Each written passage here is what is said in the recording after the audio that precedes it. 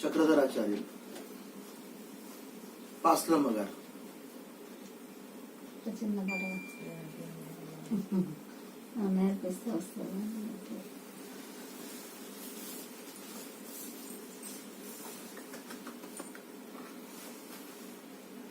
అందరికి వచ్చే పాట 148. సాక్ష్యం ఇచ్చరా మన స్వామి యేసు దేవుడు అని సాక్ష్యం ఇచ్చరా అనే పాట పాడు. అక్కడ గట్టిగా రిమోట్ వస్తుంది. సాక్ష్యమిచ్చేదా మన స్వామి యేసు దేవుడనొచ్చు. సాక్ష్యమిచ్చేదా సాక్ష్యమిచ్చేదా మన స్వామి యేసు దేవుడనొచ్చు. సాక్ష్యమిచ్చేదా సాక్ష్యమనగనిన వినిన సంగతులను వెల్పుటాయ. సాక్ష్యమనగనిన సంగతులను వెల్పుటాయ. సాక్ష్యమిచ్చు కొరకు స్వామి రక్షించెననుచు. సాక్ష్యమిచ్చెదా మన స్వామి యేసు దేవుడనుచు. సాక్ష్యమిచ్చెదా దిక్కుదశయు లేని నన్ను దేవుడెంతో కనికరించి. దిక్కుదశయు లేని దేవుడెంతో కనికరించి. మక్కువతో నాకు నెట్లు మనశ్శాంతినిచ్చిన. సాక్ష్యమిచ్చెదా మన స్వామి యేసు దేవుడని. సాక్ష్యమిచ్చెదా పల్లెటూళ్ళ జనుల రక్షణ భారము నాపై గలదు. పల్లెటూళ్ళ జనుల రక్షణ భారము నాపై గలదు. పిల్లలకును పెద్దలకును ప్రేమతో నా స్వానుభవం. సాక్ష్యమిచ్చెదా మన స్వామి యేసు దేవుడని. సాక్ష్యమిచ్చెదా బోధ చేయలేను వాదములకు పోను నాకదేల. బోధ చేయలేను వాదములకు పోను నాకదేల. నాదుడేసు ప్రభుని నాకు తెలిసినంత వరకు. సాక్ష్యమిచ్చెదా మన స్వామి యేసు దేవుడనుచు. సాక్ష్యమిచ్చెదా ఎల్లకాలమూరకుండా నేలయాత్మ శాంతి లేదు. ఎల్లకాలమూరకుండా నేలయాత్మ శాంతి లేదు. కల్లడిల్లు వారలకును తండ్రి కుమారాత్మ లేదు. సాక్ష్యమిచ్చెదా మన స్వామి యేసు దేవుడనుచు. సాక్ష్యమిచ్చెదా. హల్లెలూయా హల్లెలూయా. ఇప్పుడు చక్రధరాచార్యులు గారు ఏదో ఒక పాట పాడాలి. ఓకేనా? ఇప్పుడు చక్రధరాచార్యులు గారు ఒక ప్రత్యేక పాట. మహిమనికే ఘనతనికే నీతి సూర్యుడా. మహిమనికే ఘనతనికే నీతి సూర్యుడా. న్యాయాధిపతి అయిన నా యేసయ్యా నీకే ఆరాధన. న్యాయాధిపతి అయిన నా యేసయ్యా నీకే ఆరాధన. ధనవంతులను గణచేవాడవు, జ్ఞానులను సిగ్గుపరచువాడవు. ధనవంతులను గణచేవాడవు, జ్ఞానులను సిగ్గుపరచువాడవు. యుద్ధ వీరుడా శూరుడా లోకాన్ని గెలిచిన నా యేసయ్యా. యుద్ధ వీరుడా శూరుడా లోకాన్ని గెలిచిన నా యేసయ్యా.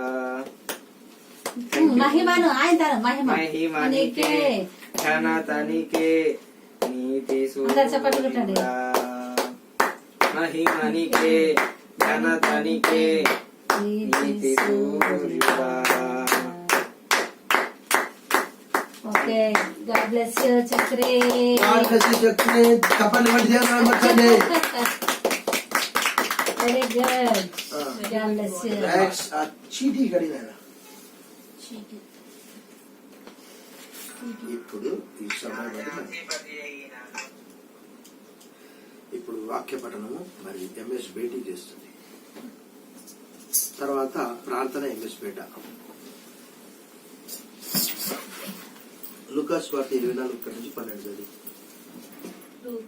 సువార్త 24:1-12.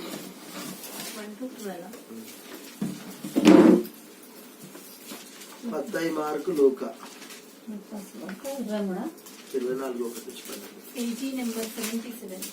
24 లూకా సువార్త 12 వరకు. స్టార్ట్ 25. 1 నుంచి 12 వరకు. 24. ఆదివారమున తెల్లవారుచుండగా ఆ స్త్రీలు తాము సిద్ధపరిచిన సుగంధ ద్రవ్యములను తీసుకొని సమాధి యొద్దకు వచ్చి సమాధి ముందర ఉండిన రాయి దొరలింపబడి ఉండుట చూచి లోపలికి వెళ్ళిరి గాని ప్రభువైన యేసు దేహం వారికి కనబడలేదు. ఇందును గూర్చి వారికేమీ తోచకయుండగా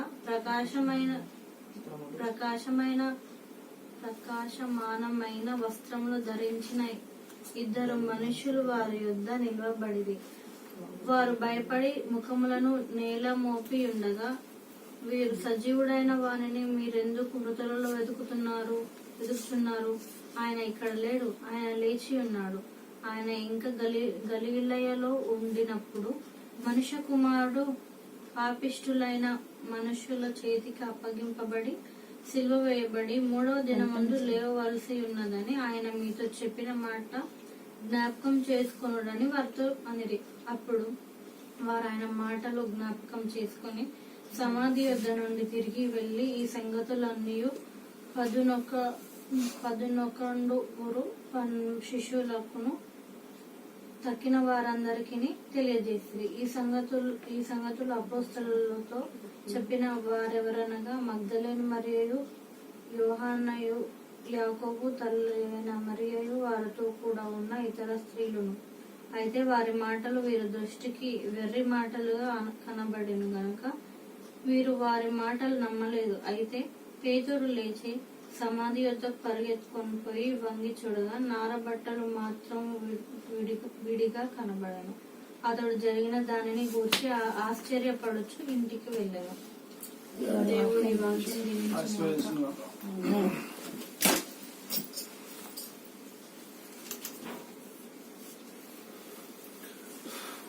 ప్రార్థన చేసుకుందాం. గొప్ప దేవా, స్తోత్రమైన నజరేయుడైన యేసుక్రీస్తు, మరి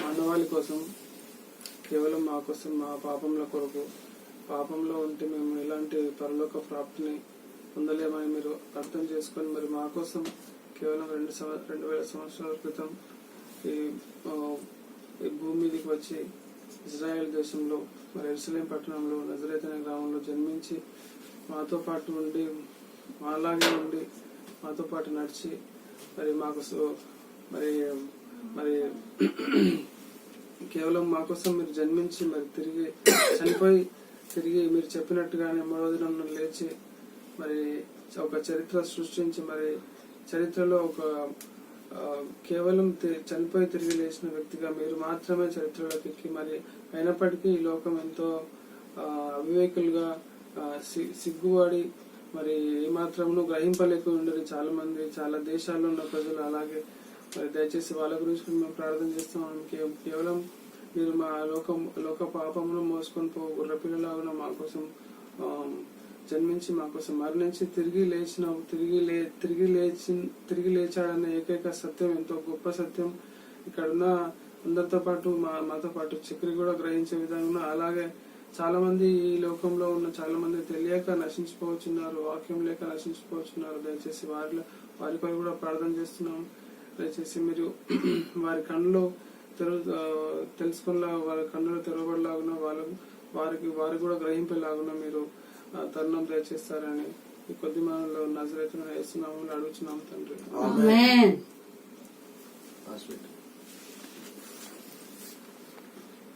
అదే సమయంలో మనం అందరం లేచి స్తుతి పాట పాడుకుందాం. అత్యున్నత సింహాసనంపై.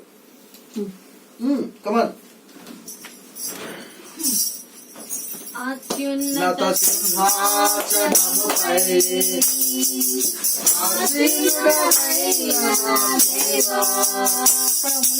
అత్యంత ప్రేమ స్వరూపిణి నీవే, ఆరాధించెదను నిన్నే. అత్యంత ప్రేమ స్వరూపిణి నీవే, ఆరాధింతును నిన్నే. హల్లెలూయా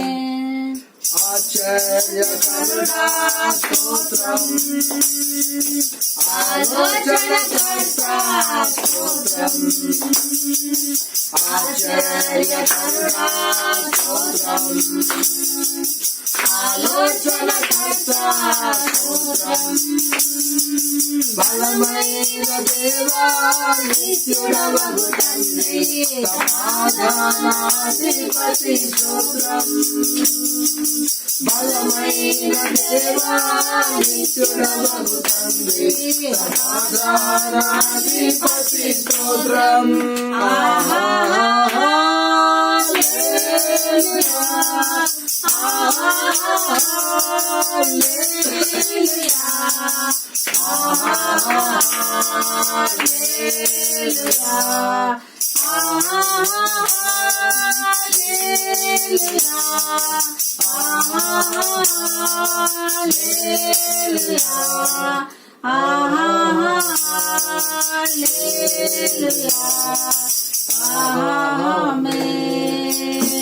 ప్రార్థన.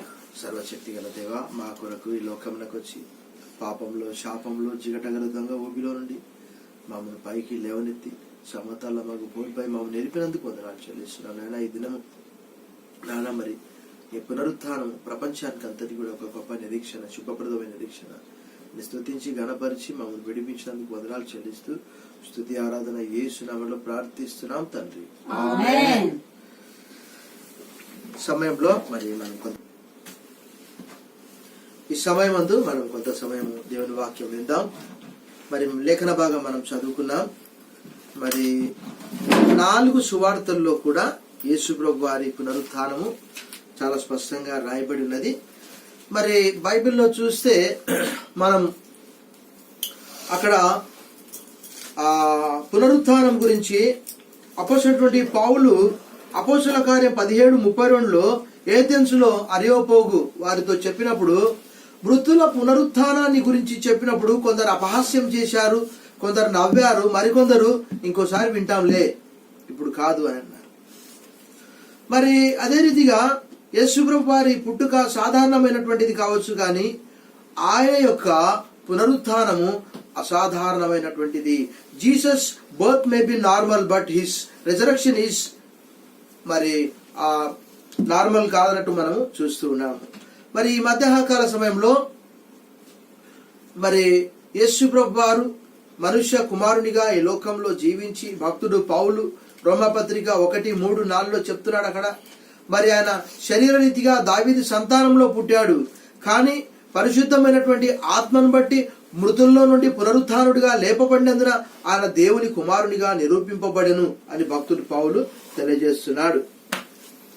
మరి ఈ మధ్యాహ్నకాల సమయంలో మనము కొన్ని నిమిషాలు మనం ధ్యానం చేసినప్పుడు దేవుని వాక్యంలో చూస్తే 4 సువార్తల్లో కూడా మరి యేసు ప్రభు వారు మత్తయి సువార్త 28వ అధ్యాయం 1వ వచనంలో చూస్తే మనం అక్కడ ఆదివారంన తెల్లవారుచుండగా మగ్దలైన మరియా వేరొక మరియా సమాధిని చూడవచ్చిరి. యేసు ప్రభు వారి సమాధి ప్రపంచంలో ఖాళీగా ఉన్నది. కోట్ల మంది, లక్షల మంది చనిపోయి సమాధి చేయబడి ఆ సమాధుల్లోనే ఉన్నారు, కానీ యేసు ప్రభు వారు మాత్రము సమాధిలో లేరు. ఆయన సమాధి ఖాళీగా ఉన్నది. His సెపల్కర్ is empty. మరి ఇక్కడ మనం చూస్తే మత్తయిలో కానీ, మార్కులో కానీ, లూకాలో కానీ, యోహాన్లో కానీ రాయబడినటువంటి మాట. మార్కు సువార్తలో అయితే 16వ అధ్యాయము 2వ వచనం చూసినప్పుడు వారు ఆదివారంన పెందల కాడ లేచి బయలుదేరి సూర్యోదయమైనప్పుడు సమాధి యొద్దకు వచ్చుచుండగా, మరి ఆయన యొక్క సమాధి ఖాళీగా ఉన్నది కాబట్టి 4 సువార్తల్లో రాయబడ్డది. వారు చెప్పేది చాలా మంది ఏమనుకుంటారంటే మరి యేసుప్రభు వారి సమాధి అక్కడ లేదు, వేరే సమాధి యొద్దకు వారు వెళ్ళారు అని చెప్పి చాలా మంది తలస్తుంటారు. కానీ 4 సువార్తల్లో చూస్తే మత్తయి, మార్కు, లూకా, యోహానులో తెల్లవారుచుండగా అంటే ఇంకా చీకటి అని యోహాను సువార్తలో రాయబడి ఉన్నది. మరి అక్కడ మరి చాలా మంది అనుకుంటారు చీకట్లో వేరే సమాధి వద్దకు వెళ్ళారు కాబట్టి వారు పొరపాటు పడ్డారని కూడా తలంచే అవకాశం కూడా ఉన్న 20వ అధ్యాయం 1వ వచనంలో చూస్తే ఆదివారం ఇంకను చీకటిగా ఉన్నప్పుడు, కానీ మార్కు సువార్తలో రాయబడ్డది సూర్యోదయమైనప్పుడు అంటే తెల్లవారింది అనమాట. ఇంకా మరి ఒకటి ఏంటి అని అంటే చాలా మంది తలంచిన రీతిగా వారు వేరే సమాధి వద్దకు వెళ్ళలేదు. యేసుప్రభు వారిని సమాధి చేసిన తర్వాత మరి అక్కడ సుగంధ ద్రవ్యాలు అన్ని కూడా పూసిన తర్వాత నారబట్టలు చుట్టిన తర్వాత వారు సమాధి ఎదురుగానే కూర్చున్నట్లు మార్కు సువార్త 15వ అధ్యాయం 47వ వచనంలో అక్కడ భక్తుడు చాలా స్పష్టంగా రాస్తూ ఉన్నాడు. మార్కు సువార్త 15వ అధ్యాయంలో చూస్తే మనకు ఆ మాట చాలా స్పష్టంగా కనిపిస్తున్నది. మగ్దలేని మరియయు యోసే తల్లి అయిన మరియయు ఆయన ఉంచబడిన చోటు చూచిరి. అంటే యేసు ప్రభు సమాధి ఎదురుగానే కూర్చున్నారు, వారు ఎక్కడికి వెళ్ళలేదు. లూకాసు వార్త 23వ అధ్యాయంలో కూడా చూస్తే అక్కడ రాయబడినటువంటి మాట ఏంటి అని అంటే మరి సమాధికి ఎదురుగానే వారు అక్కడ కూర్చొని ఉన్నారు. 23వ అధ్యాయంలో కూడా చూస్తే మనకు అక్కడ రాయబడి ఉన్నది 23:40-55. అప్పుడు గలిలయ నుండి ఆయనతో కూడా వచ్చిన స్త్రీలు వెంట వెళ్లి ఆ సమాధిని ఆయన దేహము ఎలా ఉంచబడినో చూచి తిరిగి వెళ్లి సుగంధ ద్రవ్యములను పరిమళ తైలములను సిద్ధపరిచి ఆజ్ఞ చొప్పున విశ్రాంతి దినమున తీరికగా సమాధికి ఎదురుగానే కూర్చున్నారు. కాబట్టి సమాధి కన్ఫ్యూజ్ అయ్యే అవకాశం ఏమాత్రమూ లేదు.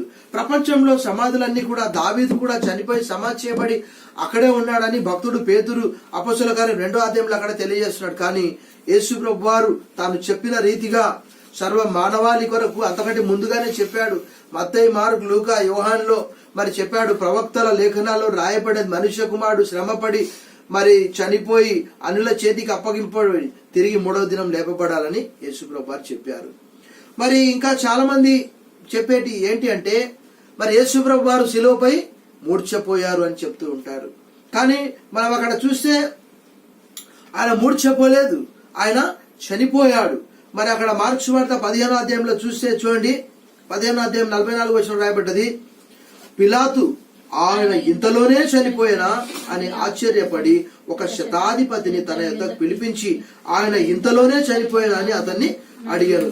శతాధిపతి వలన సంగతి తెలుసుకొని యోసేపునకు ఆ శవం అని అక్కడ రాయబడ్డది. సో బతికినటువంటి మనిషిని ఎలా అప్పగిస్తారు? అంత మాత్రమే కాదు, మరి యేసు ప్రభు వారు మనం చూస్తూ ఉన్నాము మరి ప్రధాన యాజకుల యొద్దకు తీసుకొని పోబడి తర్వాత మళ్ళా పిలాతు యొద్ద కొనిపోబడి అక్కడ రాత్రంతా కూడా ఆయన టార్చర్ చేసి మరి అక్కడ శిలువపై దాదాపుగా 12 గంటలు శిలువపై మరి ఉదయం 9 మొదలుకొని మధ్యాహ్నం 3 గంటల వరకు అంటే దాదాపుగా ఆయన 9 నుంచి మధ్యాహ్నం 3 గంటల వరకు శిలువపై చనిపోయినట్టు మనం చూస్తున్నాం. అదే రీతిగా ఆయన చచ్చిపోయాడా లేదా అని పరీక్షించడానికి కూడా మరి యోహాను సువార్త 19వ అధ్యాయం 34వ వచనంలో రాయబడిన రీతిగా సైనికులలో అంతకంటే ముందు 33లో కూడా వారు యేసునద్దకు వచ్చి అంతకు ముందే ఆయన మృతి పొంది ఉంటాడో చూచి ఆయన కాళ్ళు విరగొట్టలేదు గాని సైనికులలో ఒకడు ఈటతో ఆయన ప్రక్కను పొడిచెను, వెంటనే రక్తము నీళ్లును కారెను. కాబట్టి ఆయన చచ్చిపోయాడు. మరి అంతకంటే ముందు బ్రతికున్నటువంటి వాళ్ళ కాళ్ళు విరగొట్టబడ్డాయి, కానీ యేసు ప్రభువును మాత్రం కాళ్ళు విరగొట్టలేదు. ఎందుకంటే లేఖనంలో రాయబడ్డాయి. మరి లేఖనాల్లో రాయబడినటువంటి ప్రకారము అక్కడ ఆయన కాళ్ళు చేతులు 36వ వచనంలో అతని ఎముకలలో ఒకటైనను విరవబడదు అని లేఖనం నెరవేరినట్లు ఇవి జరిగాను. ఇంకా రకరకాల థియరీస్ ఉన్నాయి. ఆయన మూర్ఛపోయాడని, ఆయన శిష్యులు ఎత్తుకొని పోయారని, మరి వారు వేరే సమాధి వద్దకు వెళ్ళారని. కానీ ఇక్కడ మరి యోహాను సువార్త 19వ అధ్యాయంలో చూసి అక్కడ రాయబడినటువంటి మాట ఏంటి అని అంటే యోహాను సువార్త 19వ అధ్యాయంలో అరిమతయ్యను ఒక యోసేపు 38వ వచనంలో అటు తర్వాత యూదుల భయం వల్ల రహస్యంగా యేసు శిష్యుడైన అరిమతయ్య యోసేపు తాను యేసు దేహమును తీసుకొని పోవుటకు పిలాతు వద్ద సెలవడిగాను. పిలాతు సెలవిచ్చాను కనుక అతను వచ్చి యేసు దేహం తీసుకొని పోయాను. మొదట రాత్రి వేళ ఆయన ఎద్దకు వచ్చిన నికోదేము కూడా బోళంతో కలిపిన అగర్ను రమారమి 150 షేర్ల ఎత్తు తెచ్చాను. అంతటా వారు యేసు దేహమును ఎత్తుకొని వచ్చి యూదులు పాతిపెట్టు మర్యాద చొప్పున ఆ సుగంధ ద్రవ్యములు దానికి పూసి నారబట్టలు చుట్టిరి. ఆయనను శిలువ వేసిన స్థలంలో ఒక తోట ఉండను, ఆ తోటలో ఎవడును ఎప్పుడు ఉంచబడిన కొత్త సమాధి ఒకటి ఉండను. కాబట్టి ఆయన చనిపోయాడు, శిలువ మీద నుంచి కిందికి తీసి ఆ సుగంధ ద్రవ్యాలన్నీ కూడా పూసి నారబట్టలన్నీ కూడా చుట్టినట్లు అక్కడ లేఖనాల్లో రాయబడినది. ఇంకా రకరకాల థియరీస్ ఉన్నాయి. ఆయన శిష్యులు వచ్చి ఆయనను ఎత్తుకొని పోయారని, రోమాధికారులు యూదా అధికారులు యేసుప్రభు యొక్క దేహాన్ని మాయం చేశారని అక్కడ రాయబడినది. కానీ మరి మన మత్తయి సువార్త 27వ అధ్యాయంలో చూస్తే ఇందాక మరి అరిమతయ్య యోసేపు మరి అక్కడ 27వ అధ్యాయం 57వ వచనం అవన్నీ కూడా రాయబడ్డది. అవన్నీ కూడా నేను చదవట్లేదు. కానీ మరి అక్కడ రాయబడినటువంటి విషయం ఏంటి అంటే 63వ వచనంలో చాలా మంది 63 అయ్యా ఆ వంశకుడు సజీవుడై ఉండినప్పుడు 3 దినములైన తర్వాత నేను లేచేదనని చెప్పినది మాకు జ్ఞాపకం ఉన్నది. కాబట్టి 3వ దినం వరకు సమాధిని భద్రం చేయని ఆజ్ఞాపించుము. వాని శిష్యులు వచ్చి వాడిని ఎత్తుకొని పోయి ఆయన మృతుల్లో లేచిన ప్రజలతో చెప్పుదురేమో. అప్పుడు మొదటి వంచన కంటే కడపటి వంచన మరి చెడ్డదై ఉంటుందని చెప్పిరి. అందుకు పిలాతు, కావలి వారు ఉన్నారు కదా, మీరు వెళ్లి మీ చేతనైనంత మట్టుకు సమాధిని భద్రం చేయడని వారితో చెప్పారు. వారు వెళ్లి కావలి వారిని కూడా ఉంచుకొని రాతికి ముద్ర వేసి సమాధిని భద్రం చేసింది.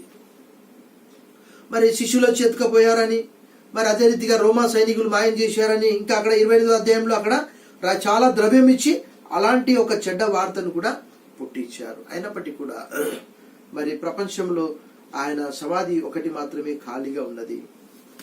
ఆయన చాలా శ్రమ పెట్టబడి ఒక రాత్రంతా కూడా మరలా శిలువపై ఆయన చనిపోయాడా లేడా అని సైనికులలో ఒక వ్యక్తి ఈటతో పొడిచి చూశాడు. మరి ఇంకా చాలా థియరీస్ ఉన్నప్పటికీ కూడా ఆయన మూర్ఛపోయే అవకాశం ఏమాత్రం లేదు.